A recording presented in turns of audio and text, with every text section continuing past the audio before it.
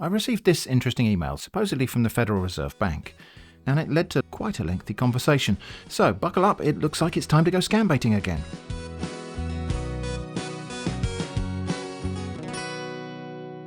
The email, which I feel sure I've seen before in exactly this format, reads, "Your payment file from 3 different banks, Bank of Scotland, Deutsche Bank Germany and Bank of America, were compiled and submitted to my desk this morning for review.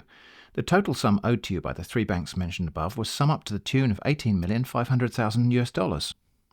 Now, the fund has been totally lodged in one particular escrow account, non-deductible, here in the Federal Reserve Bank on your name, while waiting for accreditation to your personal bank account in any part of the world. Meanwhile, after due scrutiny and verification, I confirm that you have fulfilled all the necessary obligations that will enable the release of your payment to you, but yet your payment was not released to you due to one flimsy excuse or the other from the bank officials in charge of your payment, because they had the intention of diverting your funds to their private accounts in order to satisfy their selfish interest. You are, however, lucky that the management of the US Federal Reserve Bank detected their evil plans and therefore called for the submission of your payment file to us so we can personally handle the payment assignment to ensure that you receive your funds accordingly. Now, all modalities regarding your fund release has been put in place here in the Reserve Bank of America.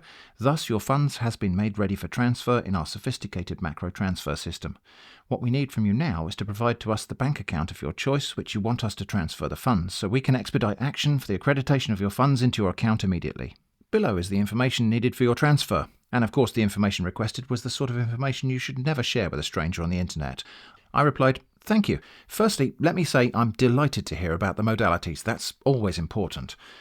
The evil plans, however, are a concern. What can be done about that?"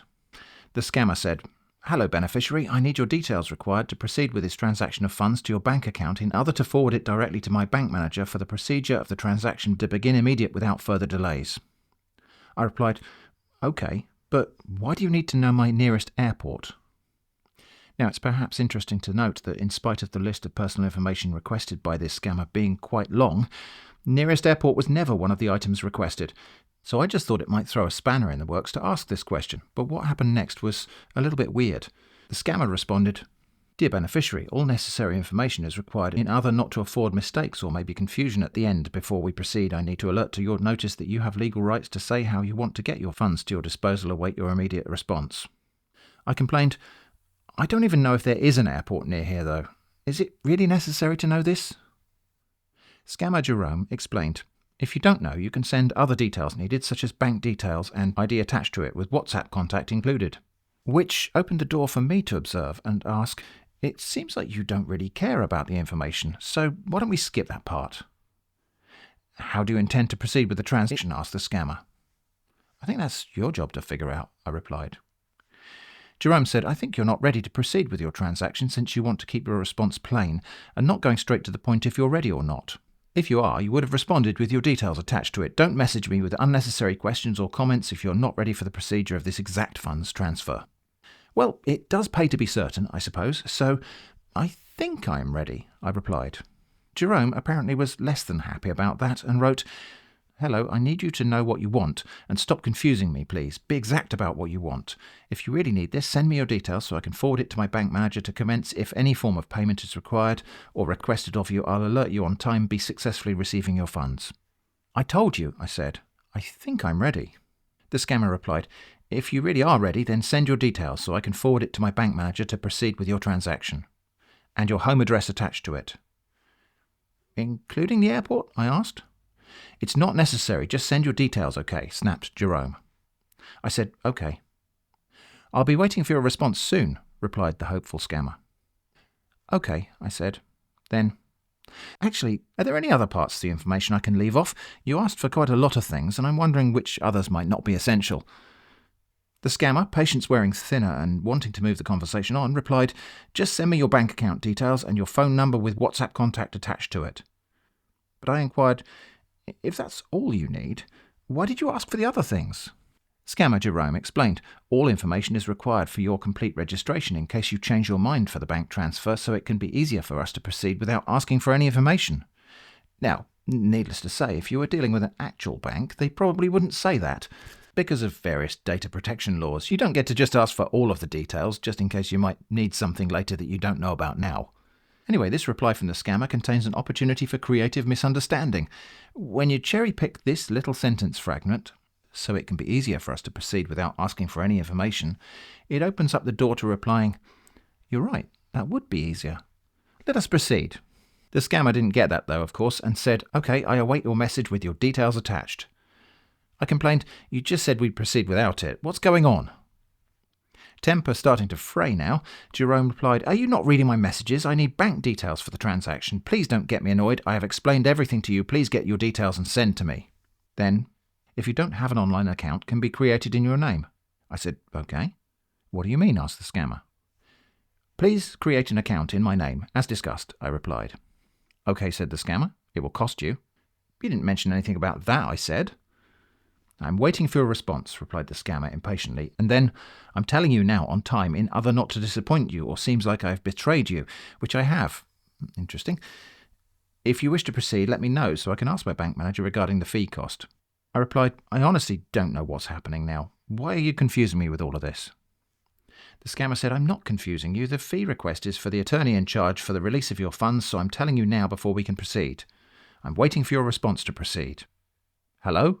I asked. "If you're not confusing me, then how am I confused?"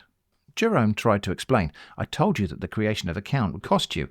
I have to consult my manager, then I'll get back to you if you wish to proceed. I'll confirm the exact amount required and get back to you." "Well, maybe I should speak to your manager directly. Perhaps that would be simpler," I suggested. "Get back to me once you've messaged him," replied the scammer. "Who?" I asked in reply, because at this point the scammer had not provided any contact details for the supposed bank manager. "The bank manager," confirmed Jerome. "Okay," I said. "Please provide his contact details, including his home address and nearest airport." The scammer gave me a phone number, which I have no intention of calling, and said, "You don't need his home address. Go ahead and contact him now." "Please provide his email," I asked. "Contact his WhatsApp. Have you done that?" replied Jerome. At this point, I decided it might be fun to pretend I was in a conversation with another scammer and imply that I thought that other scammer was Jerome's supposed manager. I replied, "No, but I will. I just found his email address anyway." "Okay," replied Jerome. Then the penny must have dropped, and he asked, "And how did you get his email address?" I explained he emailed me about the fund. For it is true that my mailbox is overflowing with messages about funds sent by various managers, apparently. "Did you send your email to him?" asked Jerome. "Yes," I lied. "But no reply yet. I'll send again and copy you in." "Okay," said Jerome. "I need to know how you guys are working on it to avoid misunderstanding and mistakes."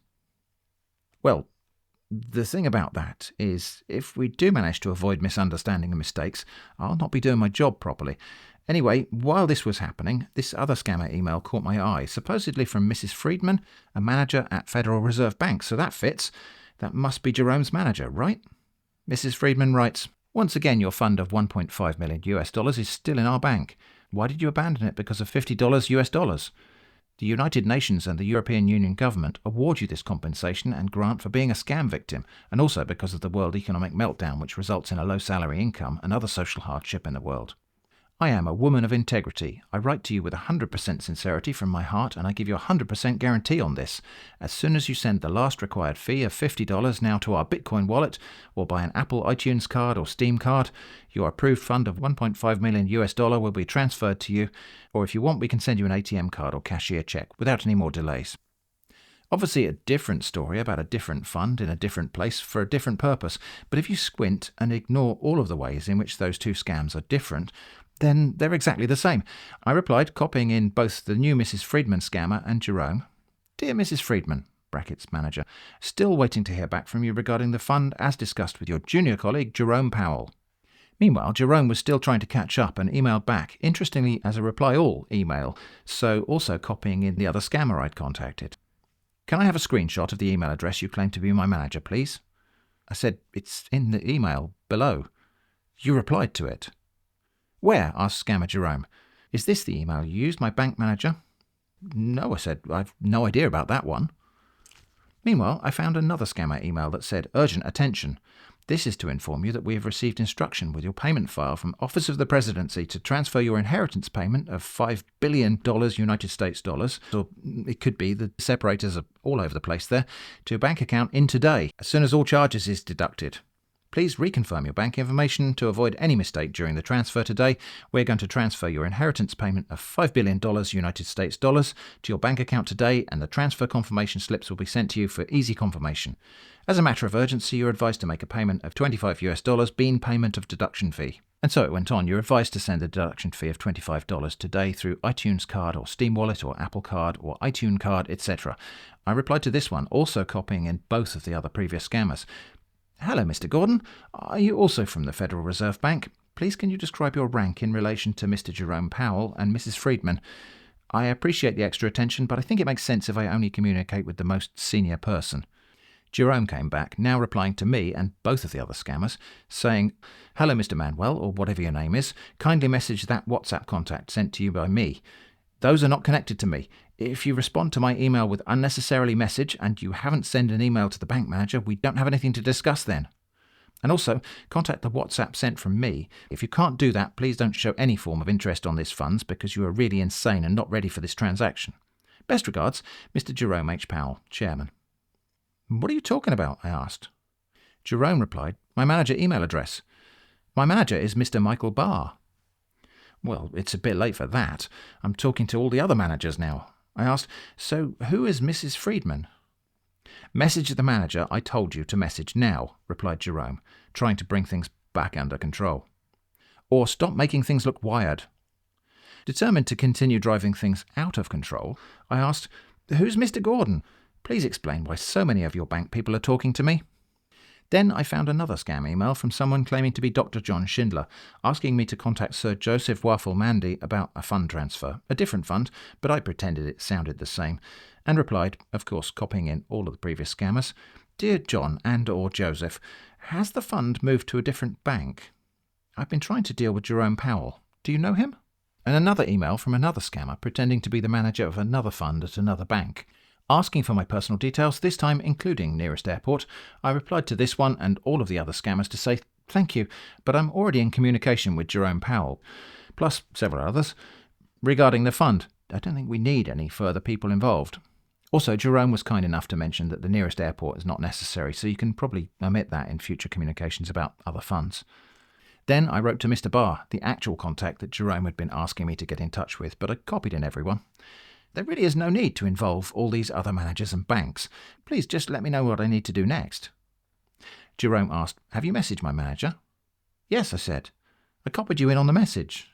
But I've not received a reply from him, only from other managers of the fund. I found another scam email from another scammer to add to the mix and replied to this one and all the others, I am confused about which of the managers is handling the fund. Please liaise with Mr. Jerome and clarify the position. Then I added in another, Ruby Graham, or perhaps just Ruby Graha, to which I replied, Will someone please tell me what's going on? I don't know which of the managers is handling the fund, and if you all keep jumping in like this, I don't see how we'll ever make any progress. Ruby replied with a standard sort of templated scam reply, claiming that I, or rather my scam-baiting persona Manuel, of course known only to this scammer at this point as Mange 2, was to assist in embezzling the deceased estate of one Lucas Toot. But I ignored all those important details and replied to Ruby, well, to everyone, So, are you dealing with the fund there at Alpha Bank? Has it moved from the Federal Reserve Bank? What should I tell the others? One of the previous scammers also replied with their template, which ended with the phrase, This has nothing to do with your principal sum. I asked, If it has nothing to do with the fund, then why are you emailing me? I am so confused. Please can you tell me whatever is necessary to stop me becoming more confused? Scammer Jerome tried to intervene, asking for the money. I need you to send me your bank details, and also you are responsible for the delivery of your funds to your bank account, which cost $500. Scammer Ruby tried to take charge, writing, It's important to know that this transaction is totally different from what you've been having before now. Try to read it for better understanding. I replied to Ruby, but actually to everyone. Many thanks for clarifying this. Obviously, it's not very helpful if it's totally different, so please could you make it totally the same? Please get on the same page as Mr. Jerome, Mr. Barr, Mrs. Friedman, Mr. Gordon, and the others. Once you've done that, we can proceed. Then to Jerome, but actually everyone. Okay, should I send the details to the other managers too? Copied in CC. Some of them asked for nearest airport, which you said would not be necessary. Scammer Ruby said, Send me your complete names, location, and numbers, and when sending me, please do not copy others. I wait to read from you. Scammer Jerome said, "OK, stop talking to them if you don't feel secure enough." I replied to everyone, but addressing Jerome, "Both you and Ruby have told me not to copy others. Which one of you is correct? Please discuss this between yourselves and let me know the outcome." I also replied to everyone, addressing Ruby, "Both you and Jerome have told me not to copy others. Which one of you is correct? Please discuss this between yourselves and let me know the outcome." Mr. Forrest Ray, one of the other scammers in the mix, doggedly tried to move things in a different direction. "Sir, your email message has been received and deliberated upon. As explained, your money was brought to our account, but the transfer could not be completed and it was returned. While it was in our bank, it accrued an interest. That is what we intend to release to you. However, with contacts here and there, you are a bit confused, and I don't think you can make the right decision under such situation. I will advise you to read my previous email and the present. If you understand it, get back to me for us to initiate the transfer. One more thing to note is that it's illegal to lift funds by air, so anybody telling you that your money is coming through airport is putting you to a money laundry setup." I replied, "Thank you. I will await word from Jerome and or Ruby before we can proceed, unless they tell me that you are the primary contact." "Are you the primary contact?" I did notice, however, that the supposed manager scammer that Jerome really wanted me to deal with from Gribs Federal Trust was mysteriously quiet, so I emailed that address and asked, "Are you the manager that the others were talking about? Also, what is a Grib?" Scammer Jerome was now getting a bit agitated, though, and wrote, replying all to the other scammers too, "Please, Mr. Manuel, if you can't continue with the transaction with me, stop sending me different kind of thing. I'll not and will never respond to your email again if it's not something meaningful." Well, we'll put that to the test, certainly. "None of this would be a problem," I observed, "if you could just decide between all 7 of you which manager and bank is handling the fund." Desperate to regain control, Jerome replied, "I'm the one with the funds here from Federal Reserve Bank, and I don't know what else you're talking about. If you want, then go ahead with the 7 unknown personnel." "I need to know if the others are in agreement with this plan," I replied to them all. "And just one point, though, they're not unknown. They are also in some way handling the fund. Why are you claiming you don't know them?" Meanwhile, sifting through my spam folder, a long and rambling scam email caught my eye from the unforgettable diplomatic agent Mr. Thomas H. Stanley, Foreign Delivery Man of God. Such a nice and memorable name. Allow me to read some bits of this. It's all written in shouty caps, but I'll spare you the shouting. "From the desk of your diplomat agent Mr. Thomas H. Stanley, Foreign Delivery Man of God, World Regulatory. Attention, my dear. I am diplomatic agent Mr. Thomas H. Stanley. Please, what is going on? Where are you right now? Well, if what I'm hearing is not truth, kindly get back to me very urgent to this email. We have a crucial situation here in this international airport, Ohio, in United States of America. Please, I need to know the truth before handing over your consignment to them for me to go back to my country. The situation here in this airport is that some group of persons, in number of 2 United States of America, came to this airport and told me that you had an auto crash last week, and you died 2 days ago thereafter, and that upon your death you assigned them to be next of kin over your funds and properties. So please, I'm very much confused here. I don't know what to do, because they brought a death certificate signed by a medical doctor showing that you are dead. If any of that was true, I don't know why anybody would be confused." Anyway, the email goes on, and it's the standard scam about, somebody else is going to get your supposed money, unless you send us the fee. Now, I didn't do anything with this email, not just yet. I just thought you, the listener, might like to hear about the message from the notable and unforgettable Thomas H. Stanley, or maybe he's called George Stoller. Meanwhile, Jerome had apparently lost it and wrote, "I'm done here. Get your funds from them. Bye." I innocently asked, "Why did you say you're done? Also, if you're done, why did you email me again?" Anyway, I've sent the fee amount to Thomas H. Stanley, who's in charge of the fund. Do you know him? Jerome complained, "Because you're not serious with me and you simply keep asking me unnecessary questions concerning people who simply will not deliver your funds to you." That last little bit is oddly truthful. I explained, "I don't see how you can say that they will not deliver the funds. What else would they do with the funds?" Apparently not done, after all, scammer Jerome asked, "Can you get the fee $500, which I told you? If you can't do so, please stop emailing me because you're not ready. If you want to keep asking questions and not listening to me, then come to the bank here in Washington, D.C. Thank you. May God bless you." I said, "I already sent the fee amount to Thomas G. Handley. Please discuss it with him." Then I threw a few more scammers into the mix, variously responding to all, based on an assortment of spam scam emails in my mailbox. This one from Sally Katie, or is it Paul G? I replied, "Was your email about the fund? Which bank do you work for?" This one from Mr. James Dimon, or is it Gerald D. Deo, who said something International Monetary Fund, something Google Play Card. I replied, So do you have the fund now? Why does it keep changing? I thought the bank had the money, not the international monastery had the fund. Jerome again tried to intervene. I have your funds. Get your details to me, and the fee cost $500 sent to me so I can make your transaction immediately. I responded, as previously mentioned, I already sent the fee to Tom has standing. You should ask him to transfer it internally there at the bank if necessary. I await the fund. Scammer Jerome argued, you did not send anything to me. If you did, I would have seen it. Send it again. If you have, let me see. Then you were supposed to send it here, not to my Thomas G. or anyone in Federal Reserve Bank, because I'm their chairman. If you did so, you've lost your money, and if you're not ready to get it, please go get the FBI to investigate your payment you made to Mr. Thomas G. I pointed out, obviously I'm not going to send a sum so large as $5,000 just because of some administrative error at your end. Speak to Thomas Jandet. He will explain. I don't know him, and I'm not speaking to him concerning nothing, said Jerome sulkily. I replied, honestly, I just don't think you're making very much sense. Are you okay? Meanwhile, after actually claiming I had already sent the money to Thomas H. Stanley, I thought maybe I should actually reply back to that scammer and get them into the mix too, so I wrote, Dear Mr. Handley, Jerome Powell claims that he does not know you despite what you told me about his connection with your bank. What's going on? One of the other scammers replied for the first time with a templated reply about some investment scheme or something in Russia. I replied, I don't understand how my fund got to Russia. What's going on now? Jerome replied to me, but also to all of the others, saying, What do you want me to do since you don't listen to me? Get the fee to me. If not, we don't have anything to talk about. Oh, come on, Jerome, you can't quit now. What would you like to talk about? I asked. Then Jerome's other contact, the supposed manager, Gribs Federal Trust, chimed in, all in shouty caps. Maybe you confused him with the too much of email forwarding. And even I got tired with you because of your too much of email forwarding. That is why I stopped responding to your email. So are you ready to make the payment for the activation of your online account to enable receive your fund? And are you ready to send the $500 now to receive your fund? I mean, never mind that. Why do you seem so angry? I asked. And I already sent the fee to Thomas H. Stanley.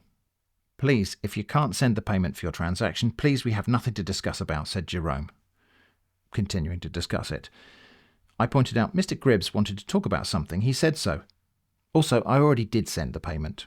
Gribs replied, shouted, I don't know who is Thomas H. Stanley. All you need to do is ask me where to send the fee. So the fee needs to be sent here and not to any other place, okay? When did you send the money? I asked, why do I have to explain everything to you, as if you're a small boy? I sent the money to Thompson H. Standing, who is with the bank organisation for the fund. Are you a small boy? Gribs shouted back, I'm writing to you as the manager from the bank, and your payment was not updated in our office, so you have to send the money here to me, okay? I argued, no, obviously not, because I already sent it to Thompson S. Handley, who's with the bank for the fund. I'm not sending it twice, that would cost me twice as much. Also, why are you so angry? Grib said, I'm not angry, but I'm only trying to correct you, and to also inform you that the payment you said you made wasn't confirmed in our office, okay? Please try to understand me here. I said, oh, just something about the way you're writing made me think you're angry. Okay, if Thomas H. Stanley does not work in your office, could you perhaps check in the other office to see if he's in there? It was never my expectation that your bank had all of their people working in the same room. Scammer Gribs replied, I've already called before writing up and I was confirmed that your payment wasn't confirmed. So it means you sent money to the wrong person, okay? Here is my WhatsApp number. Contact me for easy communication, okay? Jerome agreed. I've told you that you made a mistake by sending it to him. Send me proof, because without it we cannot proceed with your transaction, and I'm very angry at you. That's strange, I said, because it seems more like Mr. Gribs is angry, except he said he was not. Also, if you're angry at anyone, it seems like your attention should be directed to Thomas H. Stanley, as it's his failure to come forward that appears to be causing this whole mess. Scammer Jerome threatened to quit again, saying, As I've said, I've nothing serious to discuss with you. If you're ready, you can go and get it yourself. Thanks and goodbye. But I pointed out, this is not what Mr. Gribs just told me, so you have to keep looking. Gribs wrote, You can send the money to Mr. Jerome if you can't send it to me, the manager. But one thing I know for sure is that your payment has not been confirmed, and you sent the money to the wrong person. Kindly contact me on WhatsApp through the number I sent you. Thank you, I replied. However, Mr. Jerome just spoke to me as though he is a petulant child, so I'm not sure what to do now. Gribs shouted, "Make sure you don't make the same mistake again. If you can't send the $500 money here to me as the manager, then send it to Mr. Jerome H. Powell. I've sent my phone number for you to contact me on WhatsApp, so why haven't you contacted me since on WhatsApp?" "I don't have that app," I said. "Also, I'm not about to deal with Mr. Jerome until he stops behaving like a small boy." "Download it and register on it," tried Gribs. Then Jerome was back, despite his earlier goodbyes.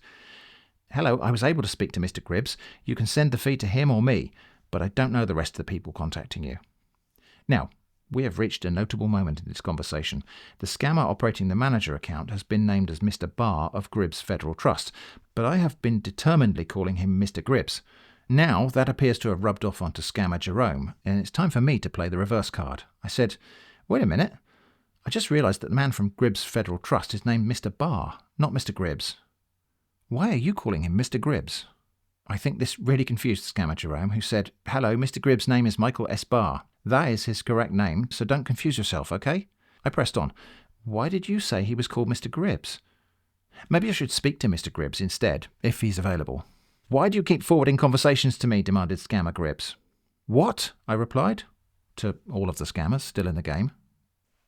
Scammer Jerome wrote, "Have you seen my message? I have contacted Mr. Michael S. Barr, so you can send the fee to him or me so we can proceed. I don't know the rest." I asked, "What about Mr. Gribs? Have you told him too?"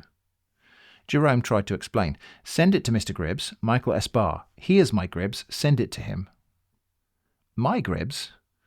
No doubt just a typo for Mr. Gribs, but accident is the mother of opportunity. "What is a Gribs?" I asked. Then I asked Gribs, "What is a Gribs?" Jerome will not answer me. Gribs replied, still in shouty caps, "I am Mr. Michael's Barr, okay? So don't get it confused. I have spoken to Mr. Jerome and we concluded that you should send the $500 here to me.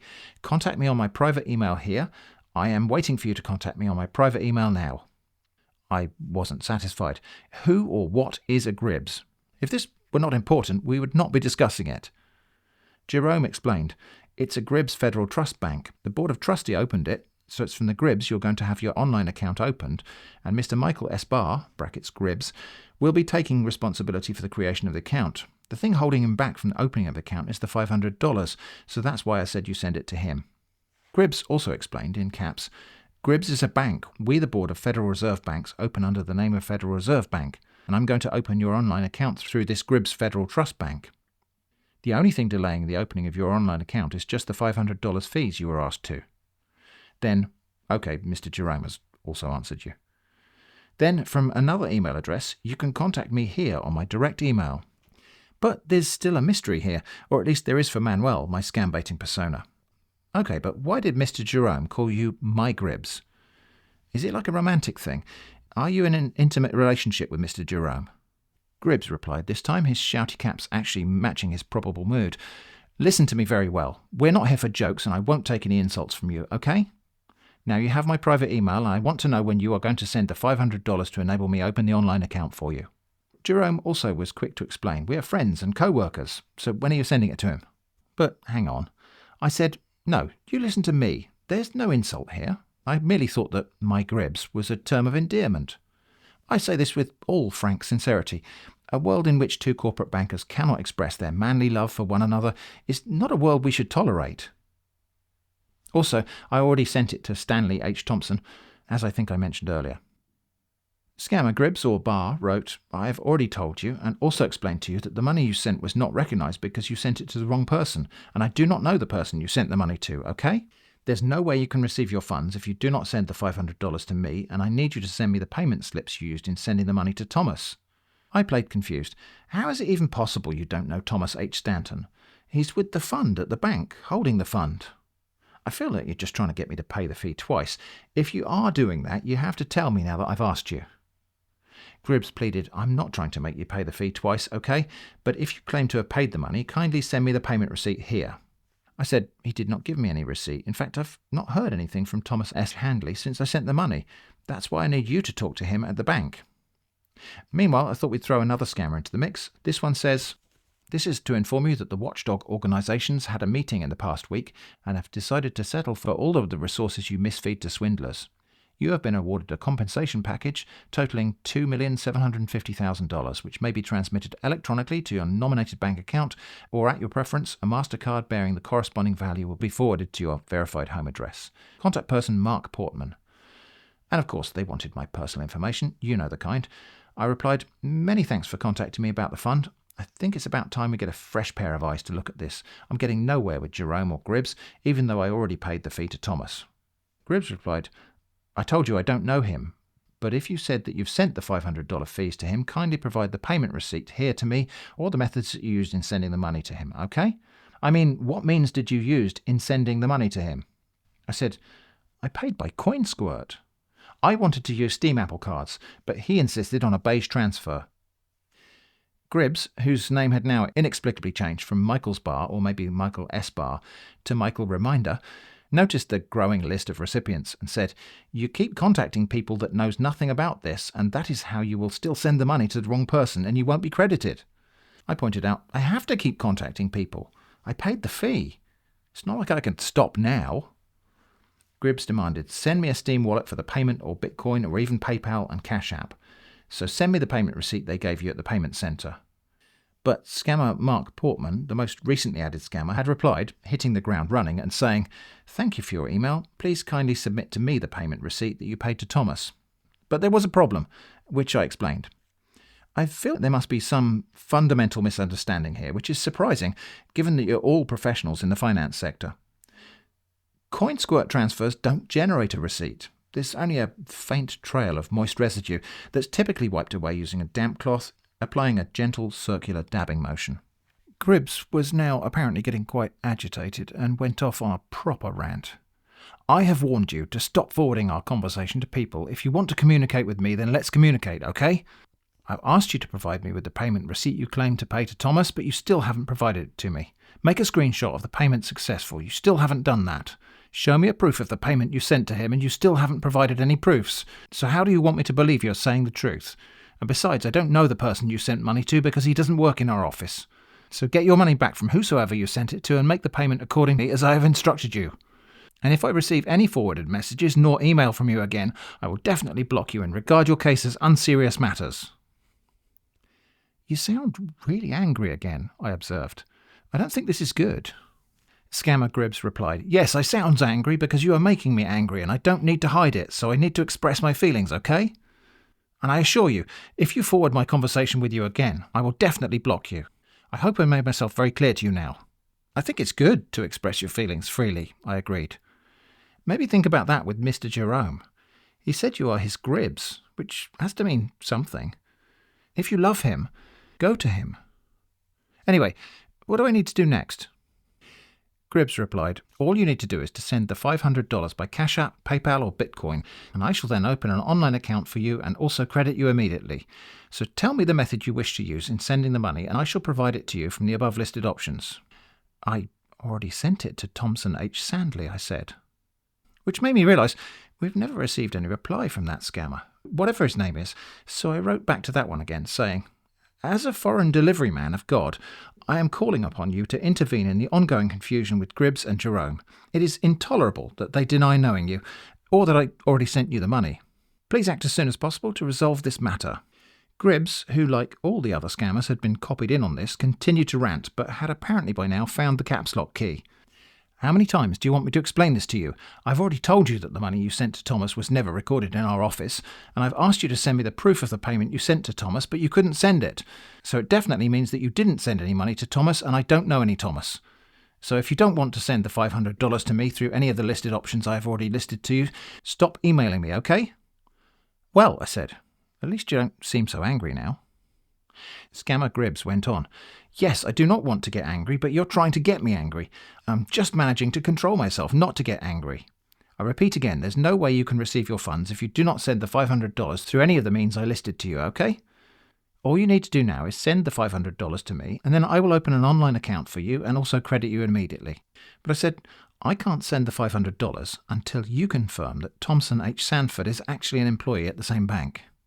Gribs responded, "Thomas is not an employee at our bank, and I do not know him. So if you say you're not going to send the $500, then stop emailing me. Because if you send me an email again without telling me the options you want to use in sending the $500 from the listed options I already listed to you, I will definitely block you because I'm beginning to see that you're an unserious person. Okay, but that's not what I wanted you to confirm. In fact, that's the complete opposite of what I wanted you to confirm. If you would please be kind enough to check and confirm the identity and employment of Tom Hass, then we can move on from there. Look, said Gribs, I have no business with Thompson or whatever you call him, okay? You do not have an evidence of payment to present that we proof you sent money to our office, and I don't know who Thompson is, okay? So do yourself a favour and do the needful by sending the $500 fees to me to open an online account for you, then credit you immediately. I've warned you enough, but if you keep disturbing me here unnecessarily, I will have no option than to block you for good. It's Thompson, I think, I answered. Look, how is it even possible that I paid the fee to the wrong person? Thompson is with the fund at the bank. He said so. For a while, the conversation stopped and I heard nothing. Then another email appeared in my Scambaiting mailbox. It was the same opening email from scammer Jerome again, emailing me as though we'd never spoken before. I suppose the next batch of spam emails must have been launched, and scammers never seem to take me off their list, even when it's very evident that I'm not paying them any money. I wrote, Hi, Mr. Jerome. Your Gribs has stopped replying to me. I still have a question that needs to be answered. What's going on? Now, another Gribs email address replied to me saying, Have you sent the $500 to him because he is off to get the fee? That's when we can talk to you, and please don't forward any conversation of mine to anyone. If you do, I'm going to stop replying to your text. Well, we'll see about that.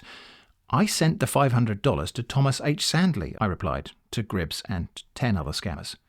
How much can you send today? Asked Gribs. I don't really see why I would do that since I already paid, I replied. Also, I'm confused about your new email. It says Gribs, but you're Jerome, right? Have you and Gribs moved in together? Nothing happened for a while, so I asked, but what about my question? And that little thing seemed to tip things all the way over.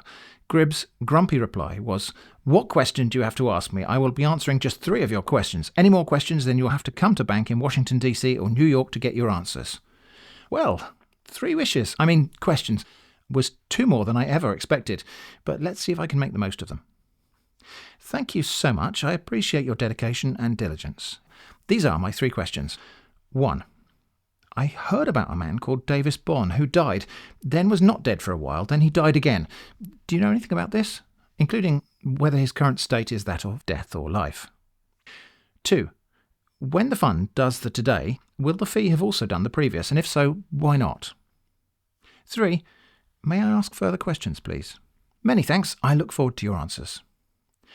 That was just about enough for Gribs, who responded, Hello, you really are not serious and ready for this. What sort of question did you just ask me? Are you really okay?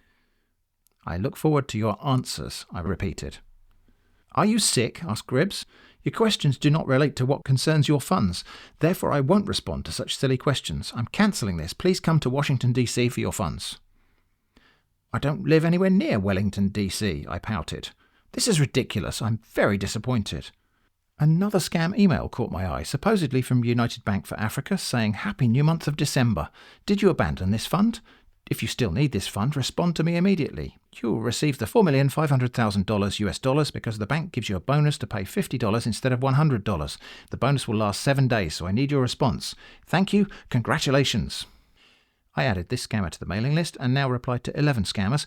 I have not abandoned the fund, but I'm seeking to receive it via a different bank, possibly Federal Reserve Bank or the Gribs. I trust this is satisfactory.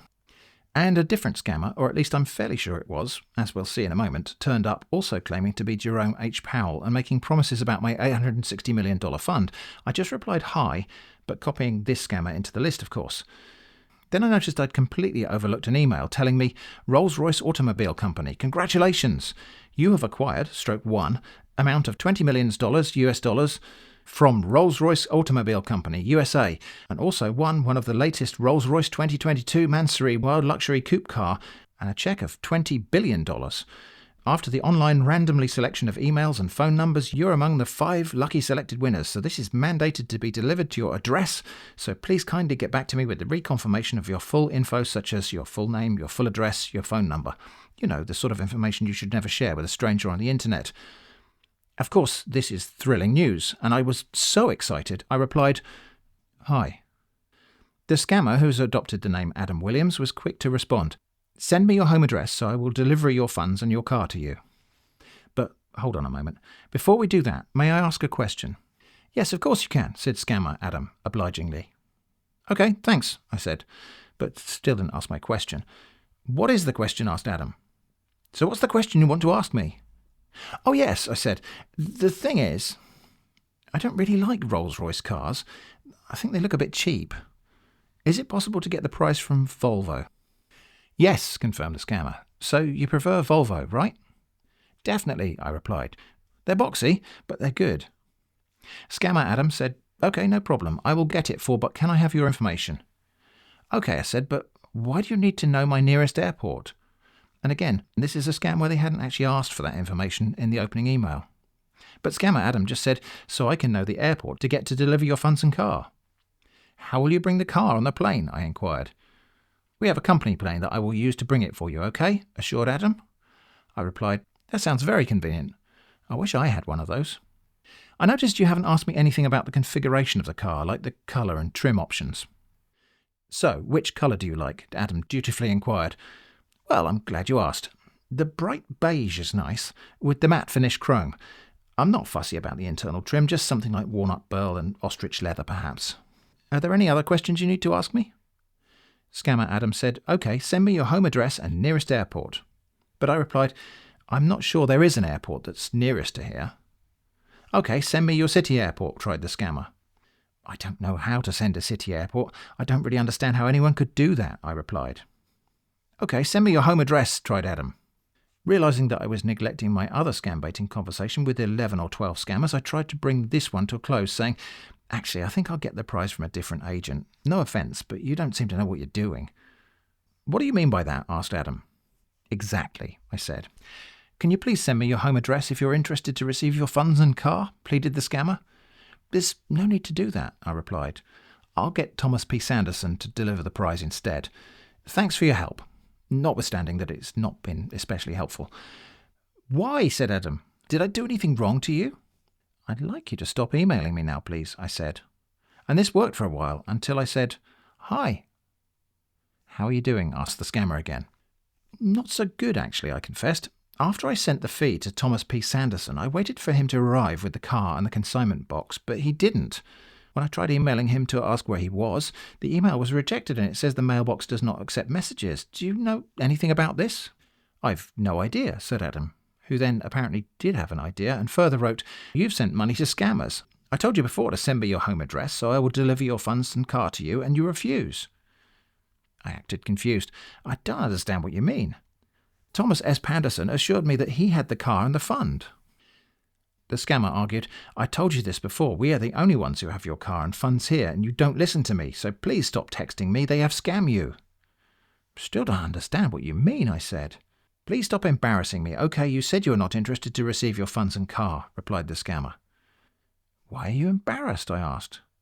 What have you done that makes you feel like that? If I was not interested in the car and the funds, I would not have sent the fee to Samuel P. Thomas. Did I ask you to send the fee to anyone? Asked Adam. How much did you send to him? I made up a number, $1,500, and asked, Is that the correct amount? You're supposed to pay only $1,000 to get the car. They have scam you now. If you're interested to receive the funds and car, please send me your home address so I will deliver your funds and car to you.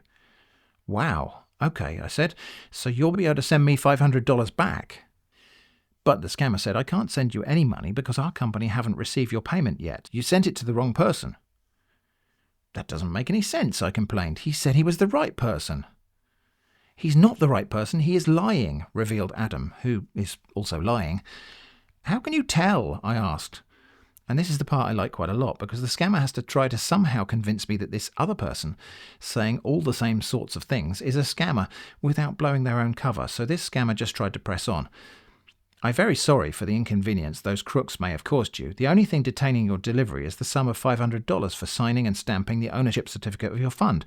I guarantee that I'm going to deliver your funds as soon as you send the $500, so try as possible as you can to get the $500 to enable delivery of your funds. I replied, firstly, I thought you said it was $1,000. But also, is this the same thing that Thomas P. Anserdon told me, that the only thing delaying the delivery was the $1,500? But clearly there are other things delaying the delivery, as it's still delayed. I just helped you with $500, dollar, so you can try your possible best to send the remaining $500, answered the scammer. And this would be clever if it were not so transparently awful. The scammer starts off with a price of $1,000, then drops it to $500 and tries to make it sound like they gave me money. Just trust me, okay? Once you send the $500, dollar, the car and the funds will be delivered to you immediately without any delay, okay? That's exactly what Thomas P. Anderson said to me, I retorted. Wait, is this the $500 that I need to get back because I paid £1,500 to Thomas P. Anderson? Scammer Adam said Thomas P. Anderson is not in our company, okay? He is one of those scammers that scam people online. So I'm telling you to send the fee of $500 dollar, so I will deliver your funds and car to you, okay? But I asked, if he's not with your company, how did he have the car and the fund? That's what I'm telling you, said Adam. He is a scammer's. He has nothing to give you. Hello? I said, hi. Can you send the $500 as I told you? No, I cannot. Then I explained, I don't have $500. The money I sent to Andreas P. Thompson was the last of my savings. In fact, I had to get an overdraft of $750 from the bank. So you see the problem. And this is why I suggested that you get the fee from him. Okay, said the scammer, which I took to be in agreement with my final sentence. You know that I told you before that you have to make payment of $500 dollar so that we can deliver your funds and car to you. Yes, I said, but you said okay that you were going to get the money from Andrea P. Thompson. I don't know him. He is not working here, okay, said Adam. Okay, I said, please report back when you do know him. A few days later, I wrote, hi. Have you met him yet? Stop asking me stupid questions, instructed the scammer. Okay, I said, what question should I ask? If you're not interested to receive your funds and car, please stop massage me, declared the scammer. If you are interested to receive your funds and car, just let me know. Of course I'm interested, I said. Please can you tell me more about your nearest airport? Send me your home address so I will deliver your funds and car to you, demanded the scammer. Okay, so I decided to play along with that next step, providing an address that's not real, but is close enough to real that it can't easily be found false without actually going there. Honestly, I don't understand why this is so important to you. Adam said, your address is important to deliver the funds and car to you. I said, okay, well let's get on with that, shall we? I think you've delayed this enough already. Send me your WhatsApp number, demanded the scammer. Hello? Send me your WhatsApp number and let me massage you on WhatsApp to start the delivery, okay? I said, I don't have that sap.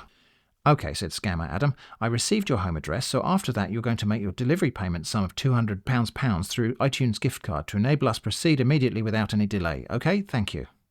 Hello? Are you there? When are you going to send the £200 so I will deliver your funds and car to you? I replied, I was too busy to reply. It is Christmas Day where I live. I already sent the fee to Samuel P. Tomlinson. I cannot send it again because I already sent it. Did I ask you to send the fee to anybody? Asked Adam. I'm not sure, I said. But anyway, I did. Scammer Adam said, you are not interested to receive your funds and car, so go and follow the person you sent money to. I said, okay. What should I do if Samuel P. Thornmus does not respond to me? I have no idea, said the scammer. Okay, when you do have an idea, please get in touch. Meanwhile, I will also try to think of an idea. A day or two later, the scammer wrote, stop massage me if you're not interested to receive your funds and car. Okay, I said, but what if that never happens? Then things went sort of quiet on that front for a while, but another email had come in, also claiming to be from the Federal Reserve Bank, but I think from completely different scammers than before. I decided to test that by referring to earlier parts of the conversation. I asked, am I communicating with Mr. Jerome or his Gribs? The scammer probably realised they had landed in the middle of a different scammer conversation and tried to steer this one toward the money, saying, you are communicating with Mr. Jerome, and what is going on about the payment? I asked, why do you have so many email addresses? 4 email addresses. The scammer said, this is my main email address. I said, anyway, do you have the answers for the questions of yesterday? But without specifying what those questions might have been. Please, can you come again with the questions? Said the scammer. Okay, these are my 3 questions. 1. I heard about a man called Davis Bond who died, then became not dead for a few moments. Then he died again after or before his doctor took control of his email account. I am understandably confused about all that happened. Do you know anything about this, including whether his current state is that of death or life? 2. When the fund does the today and paid forward, will the fee also have done the previous backways, and if so, why not? 3. May I ask further questions, please? Many thanks. I look forward to your answers. The scammer just said, honestly, I was not aware of it. I'm not sure which part of what question this addresses, but I replied, that's weird. I was discussing it with you just yesterday. Are you okay? Perhaps you'd be kind enough to answer the questions now. The scammer said, sorry, my email account was hacked yesterday and I just retrieved it this morning. Which is exactly the sort of thing you want to hear from a senior officer at an important bank. I thought I would bring the scammer up to speed with the confusing and contorted narrative so far. That explains the odd behaviour and the request for additional fees. Allow me to explain. The previous correspondent, who was purporting to be Jerome H. Powell, kept diverting into conversations about his passionate love for the bank manager, who he variously called Bar and my Gribs. Now, I think there's nothing more pure and enchanting than the sincere love between two well-respected men in the finance industry, but it was becoming somewhat of a distraction to the process of resolving the fund. There was also the small matter of the previous Jerome denying the existence of Thomas H. Sadwell, to whom I paid the $500 fee for the fund. Thomas is with the fund at the bank, as I'm sure you already know. Anyway, thank you for retrieving your email account. That is probably useful. I look forward to receiving the fund in due course. Always trying to steer things towards payment of the fee, the scammer replied, thanks for your understanding, and you will receive the fund successfully today, but another additional fee is added, which is $300 to complete the transaction. Oh, I don't think so, I replied. Thomas was adamant that there was only one fee. Things suddenly took a weird turn. Listen, I want you to know that I will never mislead you in order to earn your hard money from you. Where's my Bible? Let me know that it will not benefit my soul to gain the things of the worldly and loose my soul. Lay your trust on me that I will never mislead you. Rather, I lead you to the right path. I promise and assure you that you will get your fund once you comply with the only payment of $300, and you will be refunded your money back if there's any more upfront fee. Please send the $300 through Bitcoin. Now, I checked this Bitcoin wallet, and it does appear to have had some quite significant sums passed through it, so it looks like this scammer has been successful with this scam on a few occasions in the past.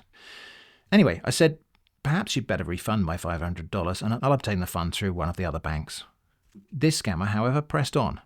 How long will it take you to send the $300 today through Bitcoin, because it's the only thing delaying your fund right now? Actually wondering if this is a scammer I've baited before, as that sounds really familiar. I explained, I'm not going to send any more because Thormans J. Samuels said it would never be necessary. Also, I don't know how to bit a coin.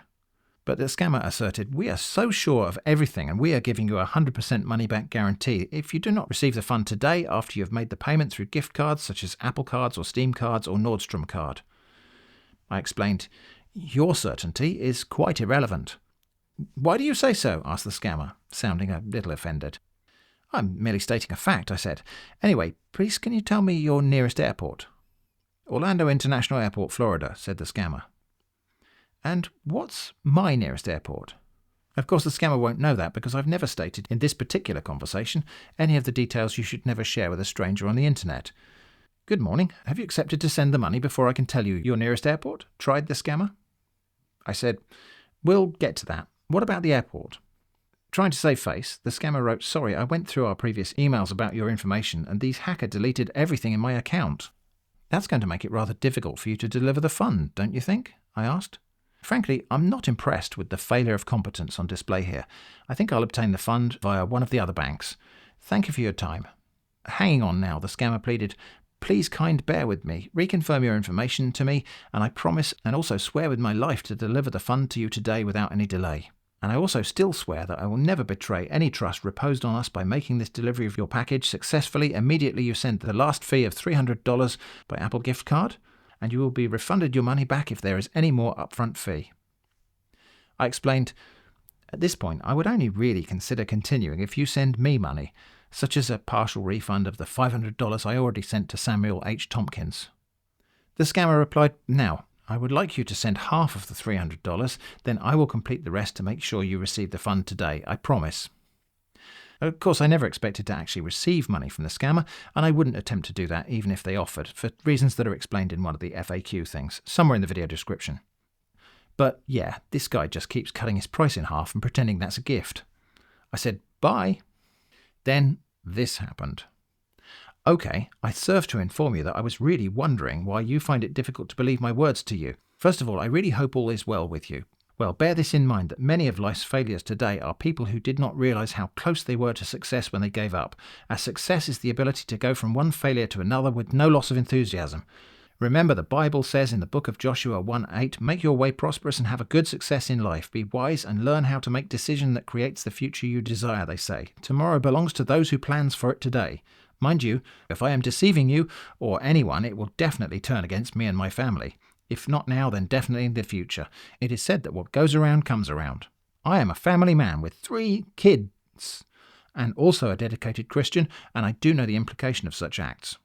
Always bear this in mind, that you are born to succeed where others fail, born to excel where others got exhausted, born to rule over rough times, born to fly above frustrations, born to exercise dominion over defeat. For out of thick cloud comes heavy rain, so out of thick trial in life comes heavy blessings. May this heavy blessings be your potion, in Jesus' almighty name. Amen. My dear, just try to get this last fee, $150 Apple Card today, and then begin to count on me within the given time, because you will never regret knowing or dealing with me ever, I swear to you. I mean, it's got a beat, but I don't think I could dance to it. Trust me, because I will never let you down after you send this $150, and I promise to deliver the fund to you without any stress. You have already let me down, I replied. I've given you all my words and promises, but if you think it's not enough, then do your wish, complained the scammer. Certainly you have written words, I agreed. That is beyond doubt. I've promised and swear with my life to deliver the fund to you today after you send the money, tried the scammer. These are also words, I observed. What else do you need? Asked the scammer. And that's really the point, isn't it? What do I need from this whole process? I thought about that for a while and then decided it's this. Nothing. And that might have been the end of this whole story, except that sometimes the scammer really just can't let go. A week or 2 after the last communication, this scammer came back to say hello. I said, hi. What's going on about the payment? Asked the scammer. I mean, I assume that's a question. Question marks are uncommon in this domain, so you have to infer it from the unpunctuated words most of the time. I sent it to Tom P. Samkins, I said. When? Asked the scammer. Oh, about a month ago, I think. Why? How much did you pay? They asked. $1,500, I replied. We've been over this already. They inquired, have you received the fund? I mean, obviously not, since everyone knows there is no fund. So, yeah, no. Neither the fund nor the car. The scammer said, that's why I told you before to send $500 to enable you to receive the money and the car. I already sent 3 times that amount to Thompson H. Sanders, I explained. It's your fault, declared the scammer. Most helpful. Thank you, I said. And that really was the end of that conversation, or at least it seems to be for now. And that's all we've got for today, so thanks for watching, stay safe from scams, and I hope to see you again soon.